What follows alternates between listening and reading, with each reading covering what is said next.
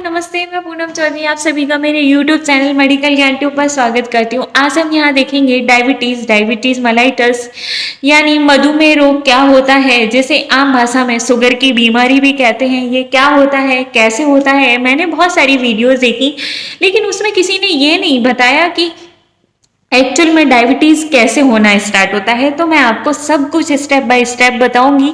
अंत तक ज़रूर देखना मेरी वीडियो को, और प्लीज़ अपनी छोटी बहन को, अपनी दोस्त को सपोर्ट कीजिए। आपकी सपोर्ट के बिना मैं बिल्कुल भी आगे नहीं बढ़ सकती हूँ, तो प्लीज़ सब्सक्राइब कर देना मेरे चैनल को। चलिए स्टार्ट करते हैं। जब आप खाना खाते हैं, खाना खाने के बाद में खाना पेट में जाता है। पेट में जाने के बाद में वहाँ पे बहुत सारे एंजाइम्स होते हैं, बहुत सारे एसिड्स होते हैं, जो उस खाने को छोटे छोटे टुकड़ों में तोड़ देते हैं। खाना टुकड़ों में टूटने के बाद में उसमें जो ग्लूकोज प्रेजेंट होता है वो आपके ब्लड में आ जाता है। अब देखिए, आपका ग्लूकोज आपके ब्लड में आ गया। आपकी बॉडी में एक ग्रंथि होती है जिसका नाम है पेनक्रियाज। वो पेनक्रियाज के अंदर बीटा सेल्स होती हैं, और बीटा सेल्स सिक्रीट करती हैं इंसुलिन नामक हार्मोन को। और ये हार्मोन वहां से सिक्रीट होने के बाद में आपके ब्लड के अंदर आ जाता है। आपके ब्लड के अंदर अब क्या हो गया है, आपके ब्लड के अंदर इंसुलिन भी हो गया है और ग्लूकोज भी हो गया है। तो आपकी जो इंसुलिन है वो क्या काम करेगा, जो आपका फ्री घूम रहा ग्लूकोज है उसे सप्लाई करेगा आपकी सेल्स के लिए। आपकी सेल्स को सप्लाई करने का काम कौन करेगा, इंसुलिन सप्लाई करने का काम करेगा। तो अगर किसी रीजन की वजह से, जैसे कि इंसुलिन का सिक्रीशन कम हो जाना पेनक्रियाज से, या बंद हो जाना, या आपकी बॉडी की सेल्स का सही से यूटिलाइज नहीं करना इंसुलिन को, तो इन वजह से क्या होगा, आपकी बॉडी में शुगर का लेवल बढ़ जाएगा। क्यों बढ़ जाएगा, क्योंकि आपकी सेल्स को या तो सफिशिएंट ग्लूकोज नहीं मिल रहा है। क्यों नहीं मिल रहा है, या तो इंसुलिन सिक्रीट नहीं हो रहा है, और अगर सिक्रीट हो रहा है तो आपकी सेल्स उसे सही से यूज नहीं कर रही हैं। तो इन कंडीशन में क्या होगा, जो आपकी बॉडी के अंदर, आपके ब्लड के अंदर शुगर का लेवल बढ़ जाएगा। इसी शुगर के लेवल को बढ़ने को ही हम डायबिटीज कहते हैं। यानी कि ब्लड के और बॉडी के अंदर ग्लूकोज लेवल का बढ़ना ही डायबिटीज कहलाता है। आइए अब बात करते हैं क्या रीजन होते हैं इसके। इसका सबसे बड़ा होता है लाइफस्टाइल चेंजेस। जब आपको भूख लगी, आपका खाना खाने का टाइम 1 बजे, और आप रोज 4 बजे, कभी 5 बजे, कभी लंच मिस कर दिया, कभी डिनर मिस कर दिया, तो इस कंडीशन की वजह से, स्मोकिंग करने की वजह से, ड्रिंकिंग करने की वजह से, या फिर एक्सरसाइज ना करने की वजह से, हमेशा बेड पर लेटे रहना, बैठे रहना, मोटापे की वजह से, या जेनेटिक यानी कि पीढ़ी दर पीढ़ी की वजह से, ये सब इसके रिस्क फैक्टर होते हैं। इससे डायबिटीज होने के चांसेस बढ़ जाते हैं। आइए अब बात करते हैं इसके सिम्टम्स, यानी कि ये सिम्टम्स अगर दिखें तो आप जान जाओगे कि आपको डायबिटीज तो नहीं है। कौन कौन से सिम्टम्स हैं, आपको धुंधला दिखाई देना, कहीं आपको लग जाए, कोई घाव हो जाए, उस घाव का ना भरना, या फिर बहुत धीरे धीरे भरना। और आपकी धुंधला दिखाई देना बताया, घाव का धीरे धीरे भरना, आपका इम्यूनिटी लेवल कम होना, और आपका प्यास लगना, बार बार प्यास लगना, खाने के बाद भी 2 घंटे बाद, 3 घंटे बाद भूख का लगना, या फिर बार बार यूरिनेशन करना, यानी बार बार पेशाब करना, और जहाँ पे आपने पेशाब किया वहाँ पे चींटे का लगना, जहाँ आप यूरिन करके आए वहाँ पे बहुत सारे चींटियाँ आ जाना, और या फिर आपके यूरिन के अंदर से मीठी मीठी सी खुशबू या बदबू आना, यानी कि जैसे कि पॉपकॉर्न जो होता है उसके जैसी स्मेल आना आपके यूरिन के अंदर से, कंटिन्यूअसली ऐसी स्मेल आना। ये सब इसके सिम्टम्स होते हैं। पेट का फूल जाना, यानी हाथ पैर तो पतले हैं लेकिन पेट का फूल जाना, ये सब इसके सिम्टम्स हैं। आइए अब बात करते हैं इसके टाइप्स कौन कौन से हैं। तो इसके 3 टाइप्स होते हैं, टाइप 1 डायबिटीज, टाइप 2 डायबिटीज, और थर्ड वन होता है गेस्टेशनल डायबिटीज। आइए पहला जानते हैं हम कि पहला वाला टाइप 1 डायबिटीज। एक रिसर्च से पता चला कि जब कोई बच्चा पैदा होता है यानी कि जब कोई बच्चा पैदा हुआ या किसी और बच्चे के जीन्स में जो हमारे जीन होते हैं उन जीन्स के अंदर चेंजेस होना, अगर किसी के जीन्स के अंदर चेंजेस होते हैं और उन चेंज ऑटो इम्यून सिस्टम यानी रोग प्रतिरोधक सिस्टम का गड़बड़ हो जाना, और इस सिस्टम के गड़बड़ होने की वजह से ऑटो इम्यून डिसऑर्डर होना।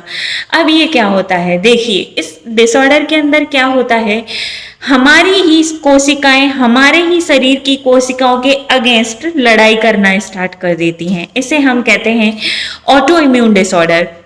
जब ऑटो इम्यून डिसऑर्डर होता है तो क्या होता है, जो पैनक्रियाज के अंदर बीटा सेल्स थी जो कि इंसुलिन का सिक्रीशन कर रही थी, तो हमारी ही शरीर की कोशिकाएं हमारी बीटा सेल्स को, हमारी इंसुलिन सिक्रीट करने वाली सेल्स को ही मारना स्टार्ट कर देती हैं। जब वो उन्हें मारती हैं तो या तो प्रोडक्शन इंसुलिन का बिल्कुल बंद हो जाता है या बहुत कम मात्रा में होता है।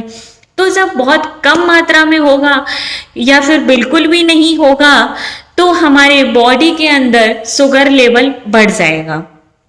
तो इस कंडीशन में क्या होता है कि हमें बाहर से लेने की ज़रूरत होती है इंसुलिन को, क्योंकि इंसुलिन तो चाहिए। इंसुलिन क्यों चाहिए, क्योंकि हमारी सेल्स को हमें ग्लूकोज सप्लाई करना है, तो इस कंडीशन में हम बाहर से लेते हैं। अब इसके लिए कौन कौन सी चीज़ें रेस्पॉन्सिबल होती हैं, या ये मोस्टली टाइप 1 डायबिटीज़ बच्चों में ज़्यादातर पाया जाता है। क्यों पाया जाता है, हमने देख लिया है किस तरीके से जीन्स का चेंजेस हुआ, और ये पीढ़ी दर पीढ़ी जो होता है, जैसे किसी की मदर को, उसकी मदर को या फादर को, दादा से, किसी भी तरह से हमारी दूसरी पीढ़ी से तीसरी पीढ़ी में, तीसरी से चौथी पीढ़ी में जाना, इस तरीके का जो डायबिटीज़ होता है वो टाइप 1 डायबिटीज़ होता है। अब देखते हैं टाइप 2 डायबिटीज़ क्या होता है। टाइप 2 डायबिटीज़ के अंदर क्या होता है कि आपकी जो सेल्स हैं, आपके जो शरीर की सेल्स हैं, वो इंसुलिन का सही से यूज़ नहीं कर रही हैं। यानी कि इंसुलिन है आपकी बॉडी में, लेकिन उसे हमारी सेल्स सही से यूज़ नहीं कर रही हैं। इस कंडीशन में या फिर कभी कभी हमारे शरीर में इंसुलिन का सिक्रीशन भी कम हो जाता है। क्यों हो जाता है, जब कोई इंसान मोटा होता है, स्मोक करता है, ड्रिंकिंग करता है, तो किसी इंसान के मोटे होने की वजह से उसे ज़्यादा इंसुलिन चाहिए होता है बॉडी में, और जब ज़्यादा इंसुलिन चाहिए होता है तो हमारा शरीर बोलता है हमारे पैनक्रियाज को, ज़्यादा इंसुलिन सिक्रीट कर, ज़्यादा इंसुलिन सिक्रीट कर। और जब वो ज़्यादा इंसुलिन सिक्रीट करता रहता है तो क्या होता है, जब कोई बहुत ज़्यादा काम करता है ना, ऐसे बोलते हैं भाई रेस्ट कर ले, बहुत ज़्यादा काम करेगा तो थक जाएगा, और थक जाएगा तो काम नहीं कर पाएगा। तो बस वही कंडीशन होती है, जब आपका शरीर आपके पैनक्रियाज को कहता है और बनाओ और बनाओ और बनाओ, तो उसकी जो बीटा सेल्स होती हैं वो थक जाती हैं, और थकने के बाद में वो इंसुलिन सिक्रीट करना कम कर देती हैं। ये होता है सेकंड टाइप डायबिटीज़। अब इसके लिए हम क्या कर सकते हैं जो हम आगे देखेंगे। थर्ड वन होता है गेस्टेशनल डायबिटीज़। गेस्टेशनल डायबिटीज़ क्या होता है, जब कोई फीमेल कंसीव करती है, गर्भवती होती है, तो गर्भवती होने से पहले उसे डायबिटीज़ की कोई प्रॉब्लम नहीं थी, उसका शुगर लेवल एकदम बढ़िया था, लेकिन कंसीव करते ही, गर्भवती होते ही उसका शुगर लेवल बढ़ गया। क्यों बढ़ गया, उसके रीजंस क्या होते हैं। एक तो कंसीव करते ही फीमेल की बॉडी में हार्मोन्स चेंजेस आते हैं, जिससे कि इंसुलिन का भी चेंजेस हो जाते हैं। हार्मोन चेंजेस का होना, फीमेल जब कंसीव करती है तो मोटी हो जाती है, और मोटी हो जाती है तो उसे इंसुलिन ज़्यादा चाहिए होता है, और ज़्यादा चाहिए होता है तो वही बीटा सेल्स थक जाती हैं और सफिशिएंट इंसुलिन सिक्रीट नहीं कर पाती हैं। या फिर फीमेल को कंसीव करने से पहले पीसीओडी, पॉलीसिस्टिक ओवेरियन डिजीज़ का होना। मैंने एक बहुत ही अच्छा वीडियो बनाया है इसके ऊपर, आप वहाँ से देख सकते हैं, डिस्क्रिप्शन में से मैंने लिंक दिया हुआ है, या फिर आप मेरे चैनल पे विजिट करके देख सकते हैं, वहाँ बहुत ही अच्छी अच्छी वीडियोस हैं आपके लिए। तो इस तरीके से एक फीमेल में ग्लूकोज लेवल बढ़ जाता है। अब 2 to 10% चांसेस होते हैं कि डिलीवरी के बाद भी वो फीमेल डायबिटिक ही रह जाती है। यानी कि 90% चांस तो होते हैं कि बच्चा डिलीवर्ड करने के बाद में वो नॉन डायबिटिक हो जाती है, जो नॉर्मल पहले थी उसे डायबिटीज नहीं रहता है। लेकिन 2 to 10% चांसेस होते हैं कि वो डायबिटीज रह जाता है उसके बॉडी के अंदर।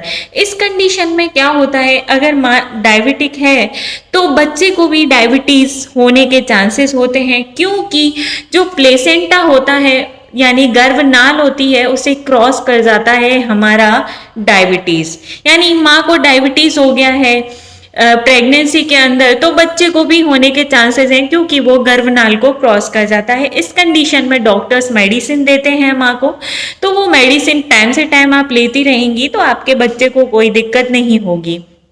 ठीक है, अब हम यहाँ देखते हैं कि हम किस तरीके से इस सब को कम कर सकते हैं। टाइप 2 डायबिटीज को हम इम्प्रूव कर सकते हैं। टाइप 1 का तो एक ही सॉल्यूशन है कि आपको इंसुलिन बाहर से ही लेना पड़ेगा, लेकिन टाइप 2 जो डायबिटीज है और टाइप 3 यानी गेस्टेशनल जो डायबिटीज है उसे आप कंट्रोल कर सकती हैं। प्रेगनेंसी में कौन कौन सी एक्सरसाइज करनी है, क्या क्या आप वॉक करके कर सकती हैं, आप अपना मोटापा कंट्रोल करके कर सकती हैं, और आप कंसीव करने से पहले पीसीओडी की मेडिसिन ले सकती हैं। इन सब की वजह से आप कंट्रोल कर सकती हैं। आप एक्सरसाइज कर सकते हैं, स्मोकिंग ना करें, ड्रिंकिंग ना करें, अपनी लाइफस्टाइल के अंदर एक्सरसाइज बराबर करें। आप एक्सरसाइज करेंगे तो फैट बर्न होगा, फैट बर्न होगा तो आपकी, यानी कि जब आप एक्सरसाइज करेंगे तो आपका फैट बर्न होगा, फैट बर्न होगा तो आपकी बॉडी की रिक्वायरमेंट कम हो जाएगी इंसुलिन के लिए। जितना पहला चाहिए था उतना नहीं होगा, क्योंकि फैट बर्न हो गया है अब। तो इस तरीके से आप एक्सरसाइज करें, अपनी लाइफस्टाइल जो है उसे चेंज करके एक्सरसाइज, जिम्नास्टिक कुछ भी करें जिससे कि आप फैट को बर्न कर लें। अब प्लीज़ मुझे कमेंट करके ज़रूर बताएं, अगर किसी और हेल्थ टॉपिक पे, हेल्थ डिजीज़ पे, या फिर किसी सर्जरी के इंस्ट्रूमेंट देखने हैं तो वो सब आप मेरे को कमेंट में बता दीजिएगा, मैं बिल्कुल उस पर वीडियो बनाऊंगी। तो थैंक यू, और चैनल को सब्सक्राइब करना, विजिट करना बिल्कुल भी मत भूलना, बेल आइकन दबा देना जिससे नया वीडियो आते ही आपको पता चल जाएगा। थैंक यू, सपोर्ट करें अपनी दोस्त को।